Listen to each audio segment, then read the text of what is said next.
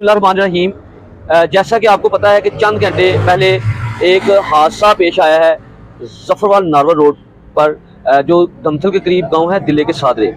उस स्टॉप पे जो हादसा पेश आया है, एक शख्स जान की बाजी हार गया, एक शदीद जख्मी था। तशवीशनाक हालत में उसको DH को नारवल रेफर कर दिया गया।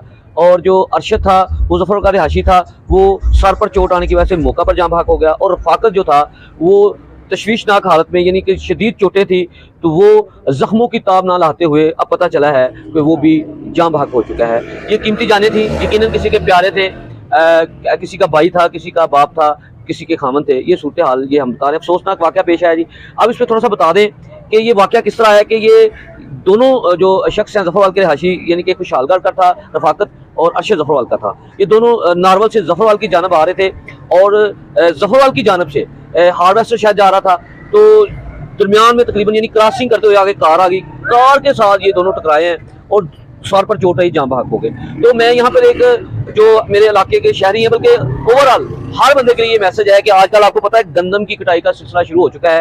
रोड पर बिलखसूस आपको ट्रैक्टर, ट्रालियाँ और हार्वेस्टर, जिसे ड्रम भी कहा जाता है, पंजाबी में परोला भी कहा जाता है, ये गाड़ियाँ आपको आम चलती फिरती यानी कि नजर आएंगी। लिहाजा जब भी सफ़र करें, रोड पे चले, तो दूर से कोशिश किया करें कि इस गाड़ी से दूर से ही बच के यानी कि गुजरा करें, क्योंकि आपको पता चल गया है कि आज जो हादसा पेश आया है, यकीनन ये तेज़ी की बात होगी, वो भी गुजरना चाहते होंगे, मोटरसाइकिल वाले भी, कार वाले भी। ये इसका खिलाव बहुत ज़्यादा होता है, जिसकी वजह से ये कार बीच में से गुजरने की कोशिश की, मोटरसाइकिल ने टक्कर लगी, जिसकी वजह से दोनों शख्स जो हैं आज जान की बाजी हार चुके हैं। बहुत अफसोसनाक।